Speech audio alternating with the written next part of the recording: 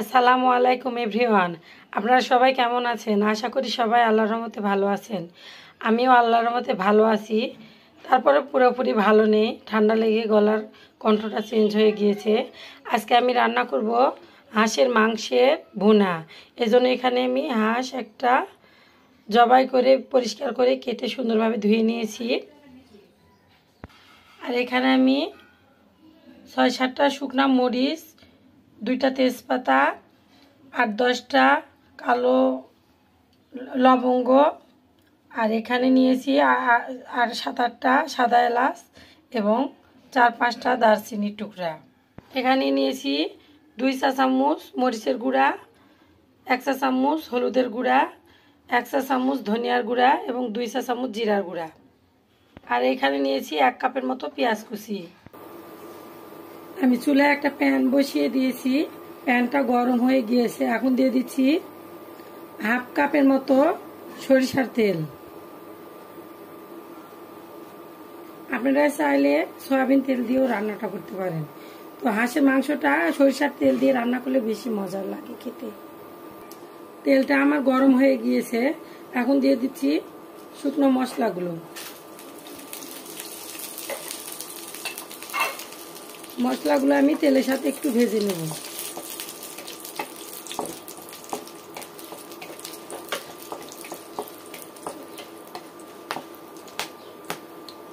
আমার মশলাগুলো ভেজে নেওয়া হয়ে গিয়েছে। এখন দিয়ে দিচ্ছি পেঁয়াজ কুচি 1 কাপ। পেঁয়াজগুলো আমি নেড়ে চেড়ে ব্রাউন কালারের মতো করে ভেজে নেব। পেঁয়াজগুলো আমার হালকা ব্রাউন কালারের মতো করে ভেজে নেওয়া হয়ে গিয়েছে। এখন দিয়ে দিচ্ছি 2 চা চামচ রসুন বাটা, 2 চা চামচ আদা বাটা।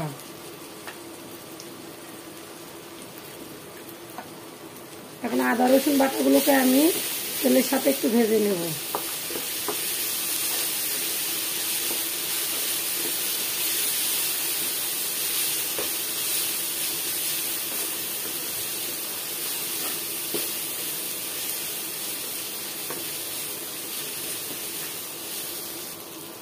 আদা রসুন বাটাগুলো তেলের সাথে ভেজে নেওয়া হয়ে গিয়েছে। এখন দিয়ে দিচ্ছি সামান্য পরিমাণে পানি, যাতে আমার মশলাটা পুড়ে না যায়।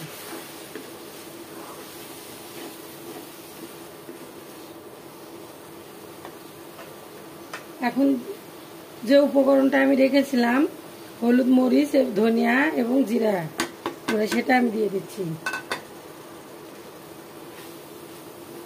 সবগুলো মশলা আমি নেড়ে চেড়ে মিক্স করে নেব।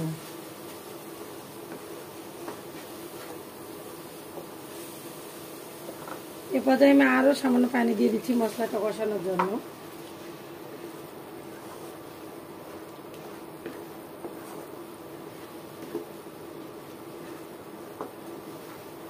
মশলাটা আমি নেড়ে চেড়ে মিক্স করে নিয়েছি। মশলাগুলো মিক্স করে নেওয়া হয়ে গিয়েছে। এ পর্যায়ে দিয়ে দিচ্ছি স্বাদ মতো লবণ।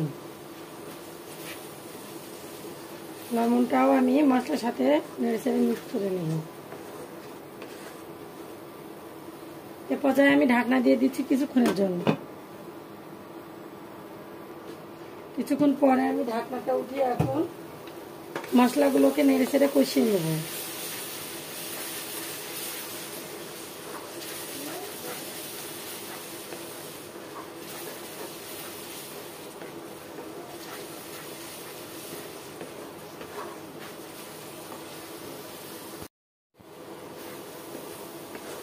মশলাগুলো আমি 4-5 মিনিটের মতো কষিয়ে নিয়েছি। এ পর্যায়ে দিয়ে দিচ্ছি 1 কাপ নারকেল বাটা। আজকে আমি হাঁসের মাংসটা নারকেল দিয়ে রান্না করব, এই জন্য আমি নারকেল বাটা দিয়ে দিচ্ছি। আপনারা চাইলে নারকেলের দুধও দিতে পারেন। তো নারকেল বাটাটা আমি মশলার সাথে মিক্স করে নিচ্ছি।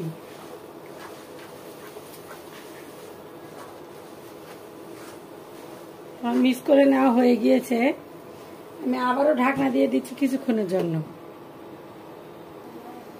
কিছুক্ষণ পরে আমি ঢাকনাটা উঠিয়ে এখন মশলাগুলোকে সুন্দরভাবে নেড়ে চেড়ে কষিয়ে নেব।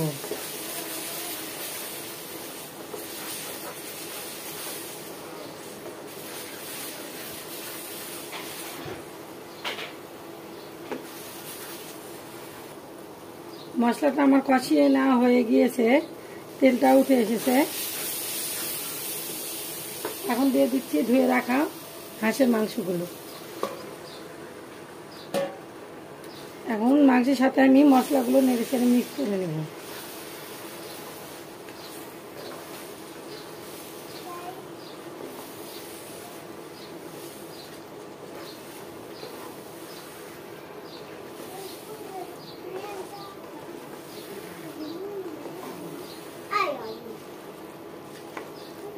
আমার মাংসের সাথে মশলাগুলো মিক্স করে নেওয়া হয়ে গিয়েছে। এখন ঢাকনা দিয়ে দিচ্ছি 5 মিনিটের জন্য। 5 মিনিট পরে ঢাকনাটা উঠিয়ে আমি আবারও মাংসটাকে একটু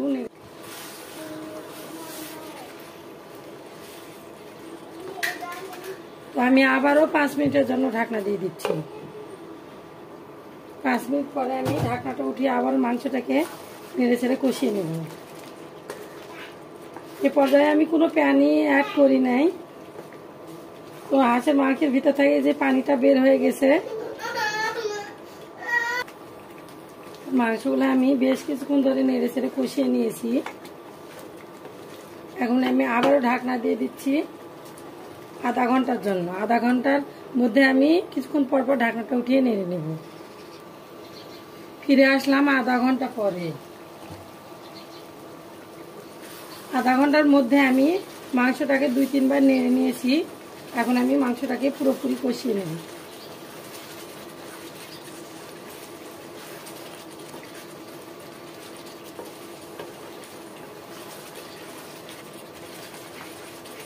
পর্যায়ে আমি হাঁসের মাংসটাকে বেশ কিছুক্ষণ ধরে কষিয়ে নেব, যাতে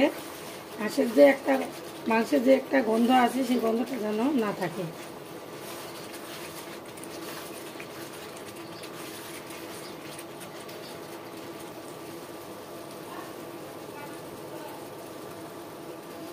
মাংসটা আমার পুরোপুরি কষিয়ে না হয়ে গিয়েছে, মাংসটা আমার সিদ্ধ হয়ে গিয়েছে। আমি কাঁটা চামচ দিয়ে দেখে দিচ্ছি মাংসটা সিদ্ধ হয়ে গিয়েছে। এখন দিয়ে দিচ্ছি ঝোলের জন্য পরিমাণ মতো গরম পানি।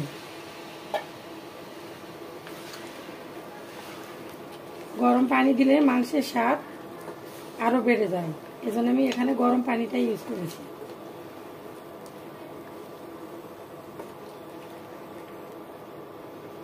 পানি দিয়ে আমি মাংসটা একটু নেড়ে ছেড়ে ঢাকনা দিয়ে দিচ্ছি বলক ওঠা পর্যন্ত।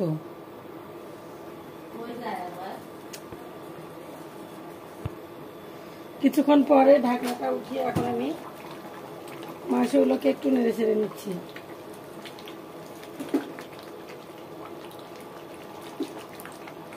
পর্যায়ে দিয়ে দিচ্ছি 1 চামচের মতো গরম মশলার গুঁড়ো। গরম মশলার গুঁড়োটা দিয়ে একটু নেড়ে ছেড়ে আমি আবারও ঢাকনা দিয়ে দেবো কিছুক্ষণের জন্য।